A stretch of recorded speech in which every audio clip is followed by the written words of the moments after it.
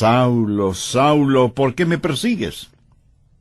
Él dijo, ¿quién eres, Señor? Y él le dijo, yo soy Jesús a quien tú persigues. Dura cosa te es dar coces contra el aguijón. Él, temblando y temeroso, dijo, Señor, ¿qué quieres que yo haga? Y el Señor le dijo, levántate y entra en la ciudad, y se te dirá lo que debes hacer. Las dos grandes preguntas que todos debemos hacer alguna vez son, primera, ¿quién eres, Señor? Y segunda, Señor, ¿qué quieres que haga? Esas son dos extraordinarias preguntas. Y el apóstol Pablo invirtió el resto de su vida encontrando las respuestas a esas preguntas. ¿Quién es Jesús? ¿Y qué es lo que Jesús quería que él hiciera? Leí acerca de un joven marinero que hizo su primer viaje a bordo de un destructor, cruzando el océano. El entrenamiento de este joven marinero era impecable, por lo que le asignaron la tarea de sacar ese buque de guerra del muelle y llevarlo de regreso a los Estados Unidos. Era la primera vez que le habían asignado un trabajo tan importante y él quería hacerlo bien. Era un joven marinero muy inteligente, así que en un momento la cubierta del buque se llenó de actividad. El joven da órdenes por aquí y órdenes por allá, y todo se movía con la precisión de un reloj suizo. Y a pesar de lo difícil que es la maniobra de sacar del muelle un buque tan grande, lo hicieron muy bien y en un tiempo récord. De pronto le dijeron al joven marinero que tenía un mensaje del capitán. Y le pareció extraño, porque era un mensaje impreso. Pero lo leyó, y esto es lo que decía el mensaje. Joven, ha realizado un excelente trabajo. Lo ha hecho velozmente, todo de acuerdo a las normas y reglamentos. Pero hay una regla no escrita que no tomó en cuenta. La próxima vez que saque un buque del muelle, asegúrese de que el capitán está a bordo. Este joven marinero hizo todo muy bien, pero dejó al capitán en tierra. Quiero decirle, mi amigo, que no importa cuán inteligentes sean sus planes o cuán capaz sea usted, antes de navegar hacia algún lado, asegúrese de que el capitán esté a bordo. Asegúrese de saber cuál es la voluntad de Dios. Ahora, ¿cómo saber la voluntad de Dios? Busque Jeremías 10, verso 23. Ni del hombre que camina es el ordenar sus pasos. De la vida de Saulo, quien más tarde fue el apóstol Pablo, podemos aprender por lo menos tres cosas, y oro que el Espíritu Santo de Dios las grabe en su corazón. Primero, una guía es prometida. ¿Y qué bendición es esta? Dios ha prometido guiar. Mire Hechos 9, la parte final del verso 6. Y el Señor le dijo, levántate y entra en la ciudad, y se te dirá lo que debes hacer. No creo que Jesús pudo haberle dado una mejor promesa que esta. Y usted dirá, pastor, eso es lo que el Señor le dijo a Saulo, pero no me lo ha dicho a mí. Déjeme darle algunos versículos. Efesios 2:10. Porque somos hechura suya, creados en Cristo Jesús para buenas obras, las cuales Dios preparó de antemano para que anduviésemos en ellas. ¿Qué es lo que esto significa? Que Dios tiene un plan para su vida. Salmo 37:23. Por Jehová son ordenados los pasos del hombre, y él aprueba su camino. Salmo 32:8. Te haré entender y te enseñaré el camino en que debes andar. Sobre ti fijaré mis ojos. ¿No es esa una hermosa promesa? Y ahora Isaías 58:11. Jehová te pastoreará siempre. Proverbios 3, versos 5 y 6. Fíate de Jehová de todo tu corazón, y él enderezará tus veredas. Mi amigo, la voluntad de Dios viene a nosotros de tres formas. Primero, viene como su voluntad soberana. La voluntad soberana de Dios siempre se realiza. Nadie puede cambiarla ni detenerla. Dios es Dios y realiza lo que desea hacer, porque no hay nadie que pueda oponerse a su voluntad. La voluntad de Dios es misteriosa, es desconocida. Ni usted ni yo podemos conocerla, solamente Dios la conoce. Deuteronomio 29:29 dice: las cosas secretas pertenecen a Jehová nuestro Dios, mas las reveladas son para nosotros y para nuestros hijos para siempre. Las cosas secretas pertenecen a Dios. Usted será una persona mucho más feliz si renuncia a ser Dios y deja que Dios sea Dios. Hay ciertas cosas que usted nunca entenderá, sino hasta cuando llegue al cielo, si es que es salvo, y cuando esté allá le aseguro que ya no tendrá interés en saberlas. Las cosas secretas pertenecen a Dios. Esa es la voluntad soberana de Dios. En segundo lugar está la voluntad moral de Dios. Hay ciertas cosas que Dios dice que son correctas y otras que son incorrectas. Por ejemplo, el robo, la fornicación, el asesinato, el orgullo, la mentira son cosas incorrectas. En cambio, el amor, la justicia, la honestidad, la pureza, la bondad, el respeto, la consideración son cosas correctas. Esta es la voluntad moral de Dios, y no va a cambiarla para mí, ni va a cambiarla para usted. Son normas fijas de lo bueno y lo malo, porque Dios así lo ha decretado. ¿Estamos de acuerdo? La voluntad moral de Dios la encontramos en la palabra de Dios, sin titubeos, sin tartamudeos, ni apologías, ni vacilaciones. Dios dice, esto es bueno, o esto es malo. Es la voluntad moral de Dios, y no la va a cambiar absolutamente por nadie. En tercer lugar, está la voluntad particular de Dios. Esto es, la voluntad especial de Dios para usted o para mí. Dios tuvo una voluntad especial para Saulo. Por ejemplo, mire en Hechos 9:15. El Señor le dijo, ve, porque instrumento escogido me es este para llevar mi nombre en presencia de los gentiles y de reyes y de los hijos de Israel, porque yo le mostraré cuánto le es necesario padecer por mi nombre. Dios tuvo un plan muy especial para este hombre. Pablo sería un apóstol a los gentiles. Era un vaso escogido. Verá, eso es muy importante para mí. Dios lo escogió en forma muy particular para que sea un vaso especial, y Dios tiene una voluntad especial para cada uno de nosotros. Por ejemplo, fue la voluntad soberana de Dios que un hombre llamado Adrian Rogers sea parte de los elegidos de Dios. ¡Aleluya! Yo francamente no lo entiendo, pero me regocijo. Es la voluntad soberana de Dios. En forma soberana, Dios derramó su amor sobre mí y me salvó, y agradezco a Dios por eso. Y luego fue la voluntad moral de Dios que yo me casara con una cristiana. La Biblia dice que no debemos unirnos en yugo desigual con los incrédulos. Por lo tanto, sé que Dios tiene una voluntad moral para que, si me case con una creyente en el Señor Jesucristo. Y para mí, Dios tuvo una voluntad particular, y su nombre es Joyce. ¿Lo ve? La voluntad soberana de Dios trabajó en mi vida. La voluntad moral de Dios estuvo en mi esposa. Sabía que quería casarme con una muchacha cristiana. Y cuando iba a dejar a casa a Joyce después de haber estado en la iglesia, o después de algún juego de fútbol en la universidad, al regresar a mi casa oraba, oh Dios, quisiera casarme con Joyce. Y creo con todo mi corazón que Dios contestó mi oración porque estaba dentro de su voluntad. Y Dios me dio esa maravillosa y especial mujer para que sea mi esposa. Dios tiene un plan para su vida. Dios tiene una voluntad particular para su vida.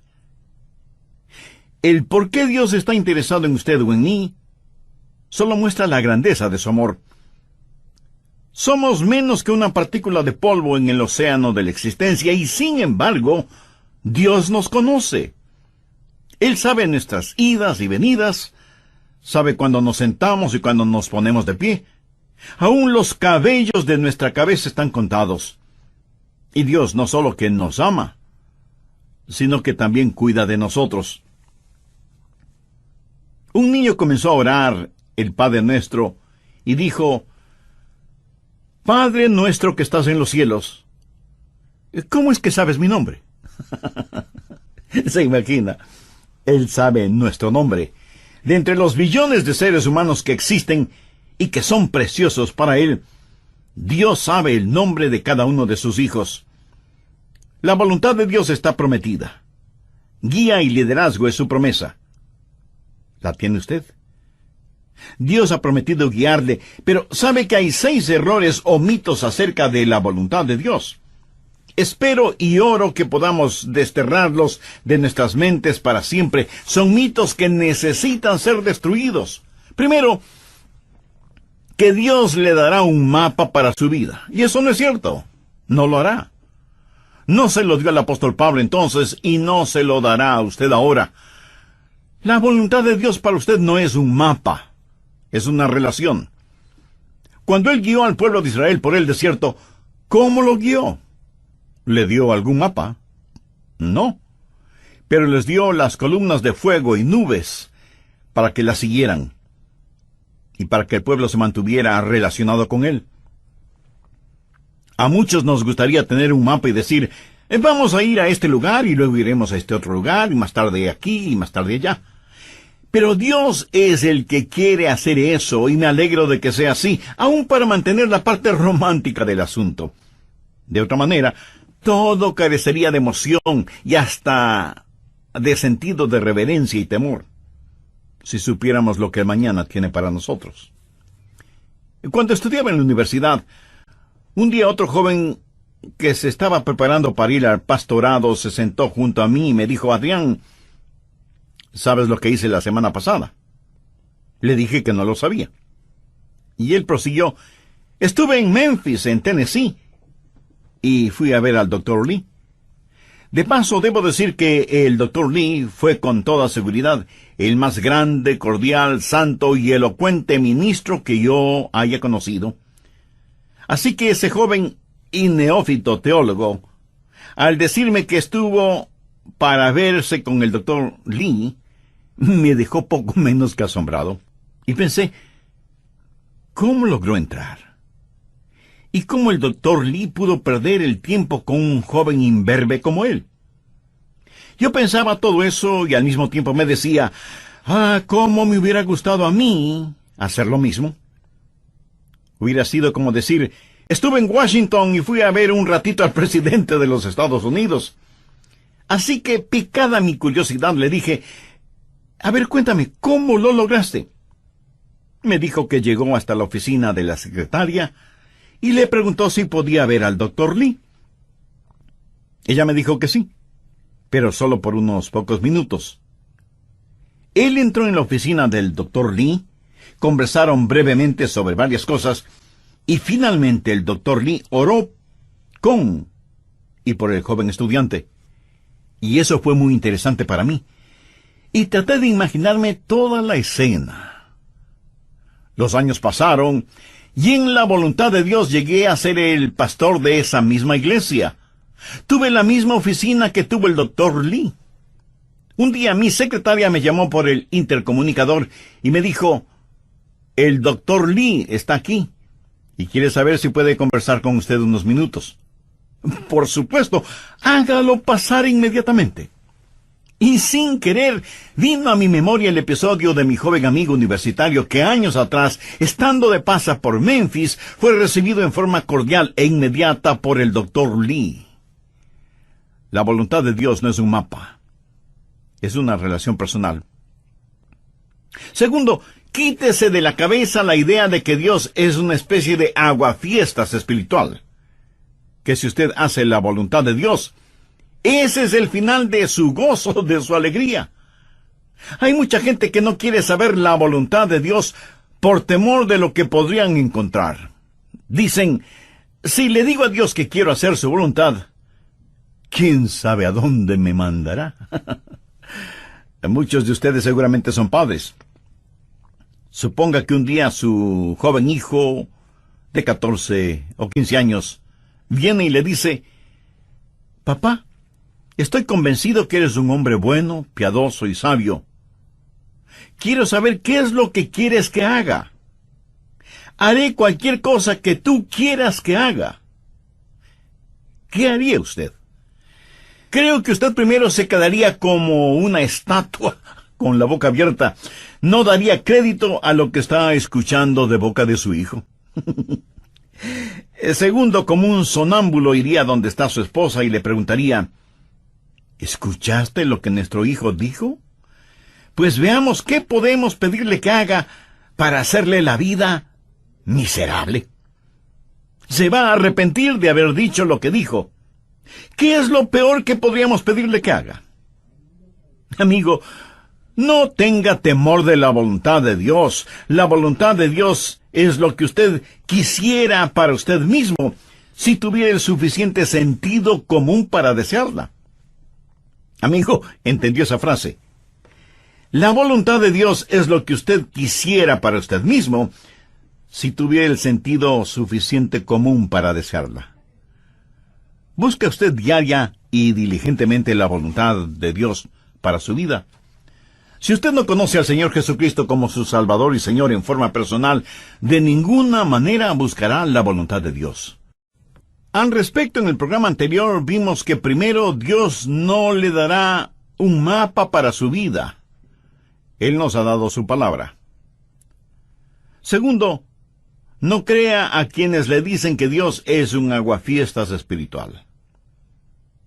Tercero, deje de pensar que Dios habla solo a cierta categoría de personas, o que Dios revela su voluntad solo a pastores o misioneros, o a la gente que trabaja en la iglesia, o cosas por el estilo.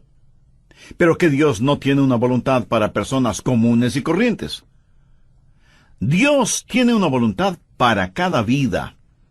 Así que deje de pensar que la voluntad de Dios es solo para determinadas personas.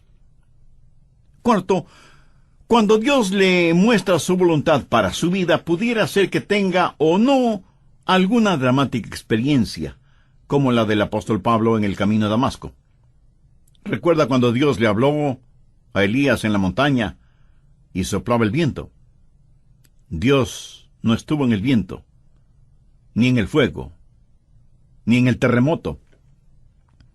Y leemos en Primera de Reyes capítulo 19, el verso 12, y tras el fuego, un silbo apacible y delicado. Ahora algunas veces Dios habla en los terremotos o en el fuego.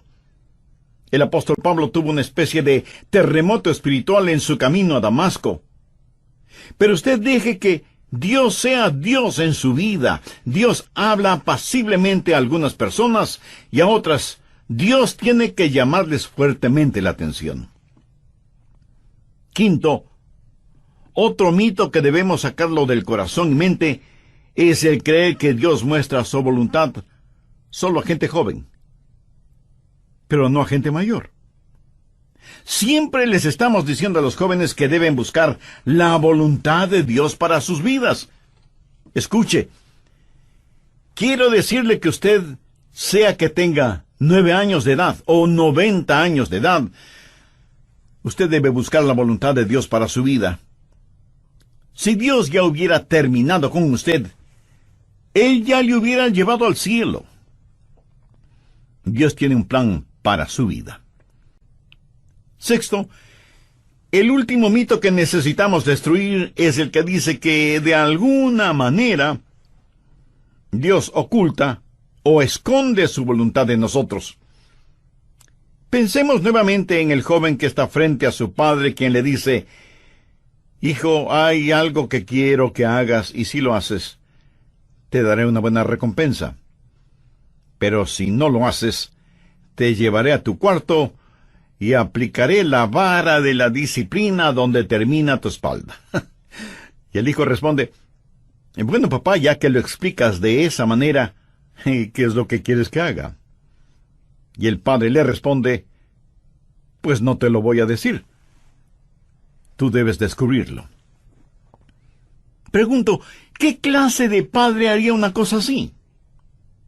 Dios no esconde su voluntad de nosotros, Todos los versículos que hemos visto dicen que Dios quiere revelar su voluntad, que Dios quiere mostrarnos su voluntad. La voluntad de Dios no es una especie de tesoro de piratas, escondido quién sabe dónde.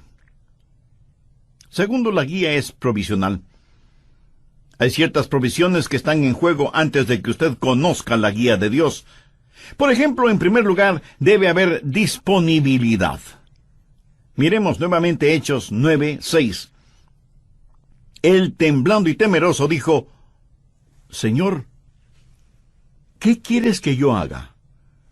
Ahora, eso presupone que él quiere hacer lo que Dios quiere que haga. Mucha gente quiere hacer su propia voluntad, pero que Dios ponga su sello de aprobación. Son como las personas que buscan un arquitecto porque quieren construir sus casas, pero en realidad lo que quieren es que el arquitecto interprete y diseñe lo que ellos tienen en mente. Y eso está bien cuando se trata de construir una casa, pero no está bien cuando se trata de construir una vida. La pregunta de Pablo fue: Señor, ¿qué quieres que yo haga? Eso quiere decir: Señor, tú estás en control, no yo. ¿Sabe lo que es la humildad? Humildad significa que se le puede enseñar. ¿A cuántos de ustedes se les podría enseñar hoy?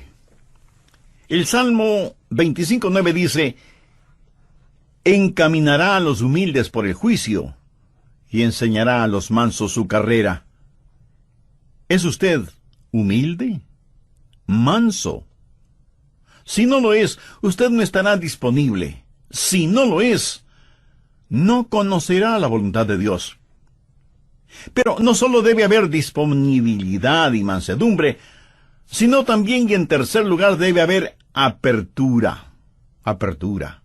Pablo buscó la voluntad de Dios inmediatamente, y él oró y dijo: Señor, muéstrame tu voluntad. ¿Ha estado usted abierto a la voluntad de Dios?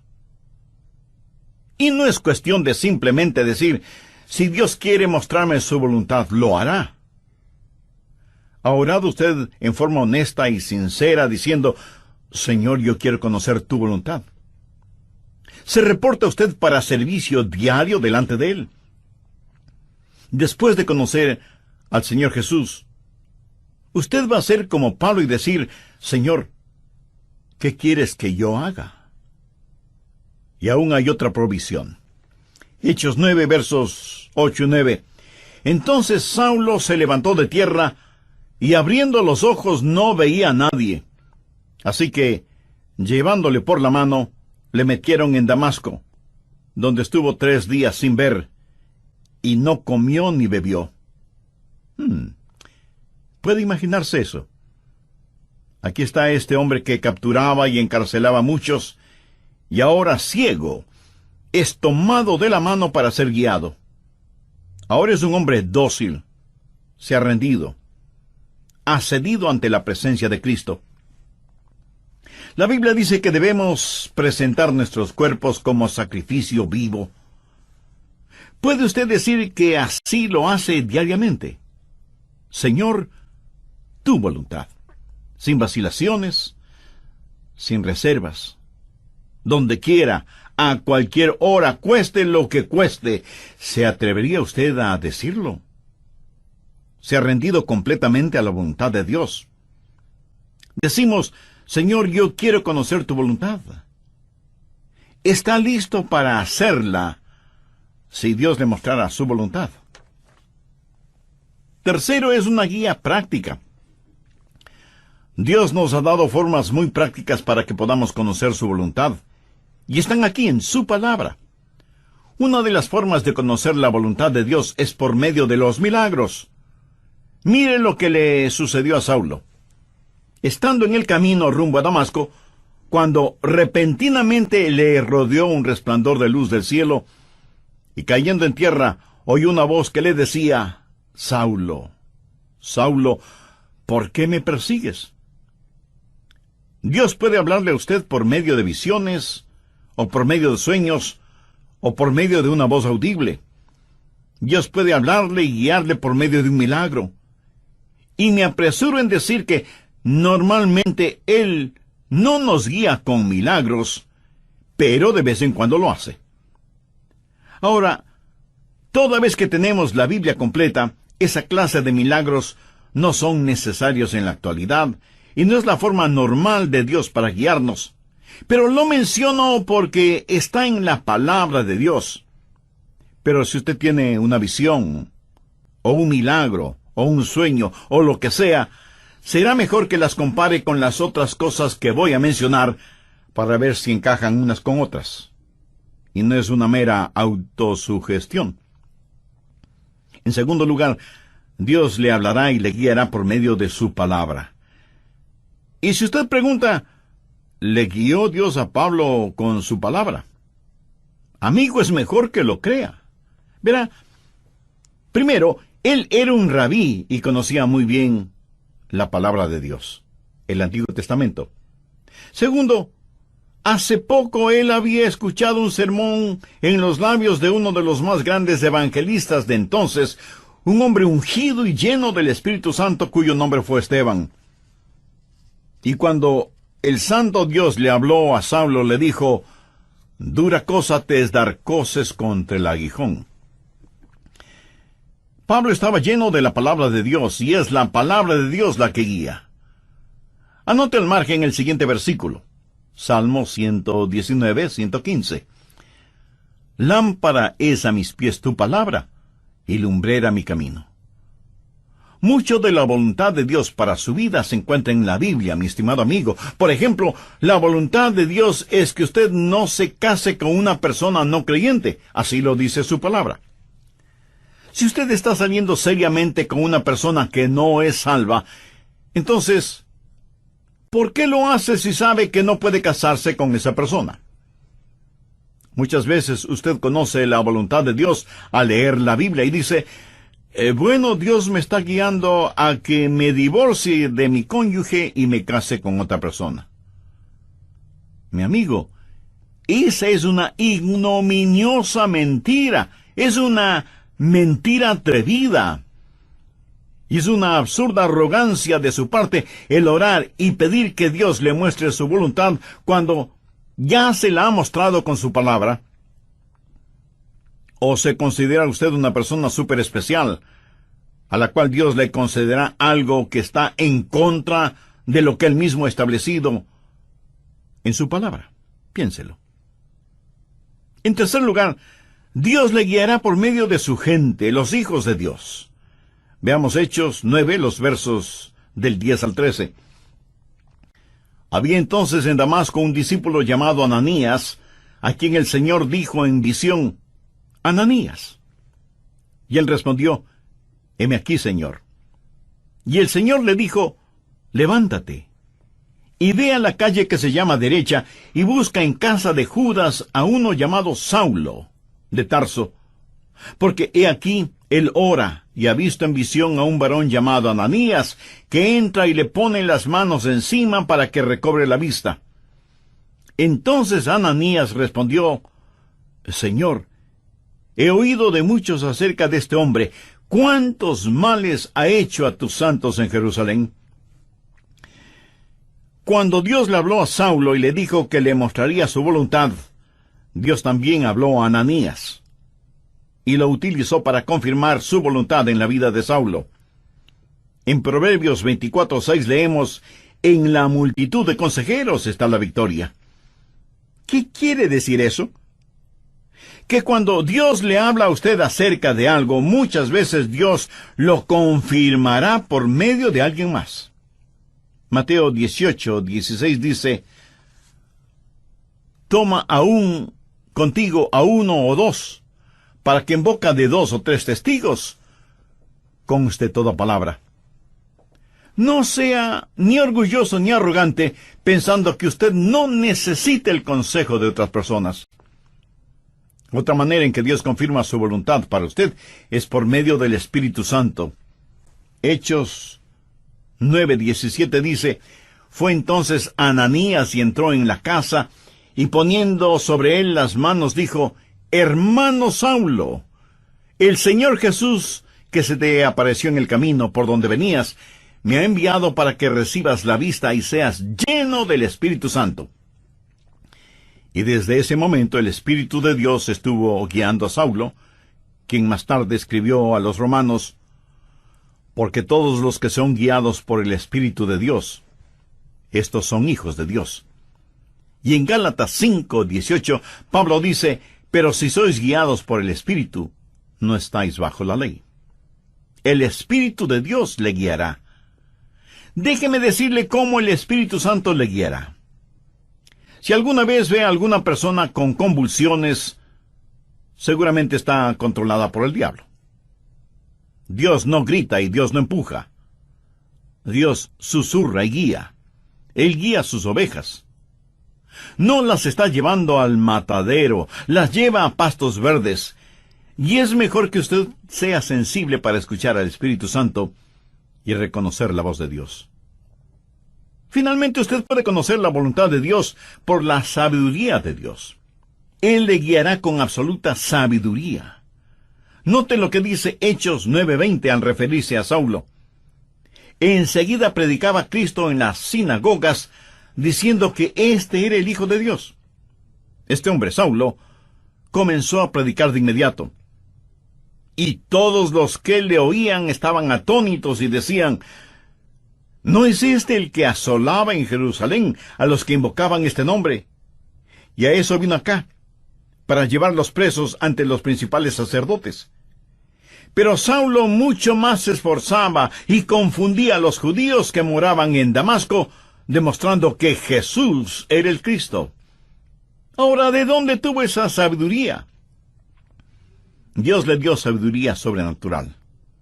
Santiago 1:5 dice, y si alguno de vosotros tiene falta de sabiduría, pídala a Dios, el cual da a todos abundantemente y sin reproche, y le será dada. ¿Sabe lo que es la sabiduría? Sabiduría es ver la vida desde el punto de vista de Dios. Cuando usted ora y tiene el Espíritu de Dios y la palabra de Dios en usted, empieza a tener sabiduría. El conocimiento viene cuando observamos las cosas a nuestro alrededor. La sabiduría viene cuando miramos hacia arriba, a Dios. La sabiduría tampoco es tener unas lagrimitas en las pestañas y un calorcito en el corazón. Sabiduría es tener una mente fija en Dios, llena de la palabra de Dios y guiada por el Espíritu Santo de Dios. ¿Qué es lo que dice Santiago? Que si pedimos a Dios que nos dé sabiduría, Él nos la dará y seremos guiados por la providencia de Dios. En el capítulo 9 de los Hechos, encontramos que ciertas personas decidieron que Saulo les era una verdadera molestia y que debían destruirlo.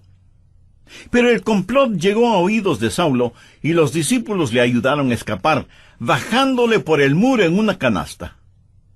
¿Se acuerda de ese relato? Pero, ¿cómo supo él que querían matarle? Bien, en la providencia de Dios, esas acechanzas llegaron al conocimiento de Saulo y pudo escapar. La providencia de Dios. Dios abre puertas y Dios cierra puertas. Y lo que usted podría considerar casualidad es el plan de Dios y la forma en que Dios nos guía en este mundo. Y muchas veces no lo vemos como la providencia de Dios, sino hasta muchos años después. Amigo, no tenga temor de la voluntad de Dios. La voluntad de Dios no lo llevará donde el poder de Dios no pueda sustentarlo. Y la voluntad de Dios es absolutamente lo mejor para usted, para su cónyuge, para sus hijos. Ahora escúcheme muy atentamente. La forma de conocer la voluntad de Dios para el resto de su vida es hacer la voluntad de Dios ahora. Es muy difícil el pilotear un barco que no se mueve. Verá, la forma de entender la parte de la Biblia que no entiende es obedeciendo lo que sí entiende. La manera de saber acerca del futuro es obedeciendo a Dios ahora en el presente. Y si usted tiene interés en poseer la voluntad de Dios para su vida, le diré lo que el apóstol Pablo dijo hace ya tantos siglos. Señor, ¿quién eres? Señor, ¿qué quieres que yo haga? ¿Quién es el Señor? Es el Hijo de Dios que murió por sus pecados y quiere que usted lo reciba ahora mismo en su corazón como su Salvador y su Señor. Y le prometo, basado en la autoridad de la palabra de Dios, que si usted entrega a Jesús su corazón, Él le perdonará sus pecados, Él entrará a morar en su vida por medio del Espíritu Santo, y cuando Él le llame a su presencia, viene a nosotros de tres formas. Primero, viene como su voluntad soberana. La voluntad soberana de Dios siempre se realiza. Nadie puede cambiarla ni detenerla. Dios es Dios y realiza lo que desea hacer, porque no hay nadie que pueda oponerse a su voluntad. La voluntad de Dios es misteriosa, es desconocida. Ni usted ni yo podemos conocerla, solamente Dios la conoce. Deuteronomio 29:29 dice: las cosas secretas pertenecen a Jehová nuestro Dios, mas las reveladas son para nosotros y para nuestros hijos para siempre. Las cosas secretas pertenecen a Dios. Usted será una persona mucho más feliz si renuncia a ser Dios y deja que Dios sea Dios.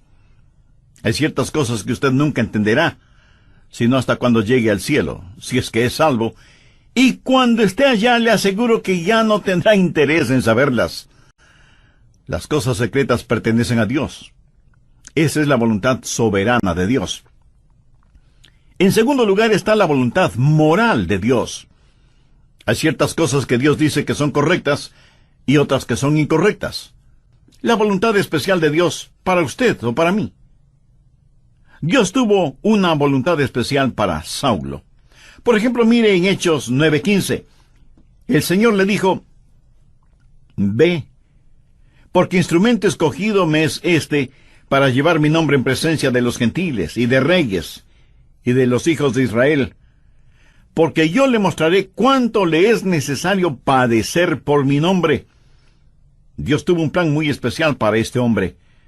Pablo sería un apóstol a los gentiles. Era un vaso escogido.